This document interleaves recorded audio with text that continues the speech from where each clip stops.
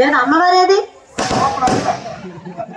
అయ్యా కొద్ది తీర్థం ఇచ్చిరా అయ్యా. కాదు దీపం ధూపం నైవేద్యం కనిపించలేదు. ఆ చీకట్లోనే ఉంటది తల్లి. చీకట్లు ఉంటుంది తల్లి, చీకట్లేదు చేస్తుందిరా. అక్కడికి వెళ్ళి ఆ నైవేద్యం తాగిన 10 మంది చూస్తారేటని భయం. మరి ఎంతమంది ఇక్కడికి వచ్చి దండం పెడుతున్నారు, అక్కడికి ఎవరు వెళ్ళలేదు మరి? ఆ భక్తులు ఉన్నారు, అది వేరు వాళ్ళు. అది ఇద్దరు ఎడకెళ్ళి వస్తుంటాయి. అదేంటది? తీర్థం తీసుకుని వెళ్ళిపోతాయి. తీర్థం తీసుకుని వెళ్ళిపోవడం ఏంటి? నువ్వు అక్కడికి వెళ్ళలేదా? ఎక్కడికి వెళ్ళడం ఏంటి? దర్శనకి వెళ్ళావు. వెళ్ళడం ఏంట్రా? నేను మా వీధిలో మన గాయత్రి దేవి కోవిలికి వెళ్తాను.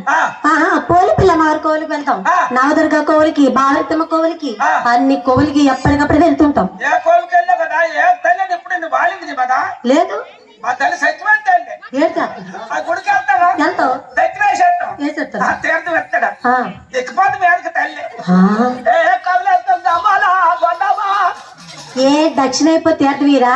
మా పంతులు గారు అలా కాదు, డబ్బులు ఇవ్వకపోయినా ఇచ్చినా తీర్థం ఇస్తారు మాకు. ఎక్కడ అలా కాదు, మా వాస అలాంటి కాదు.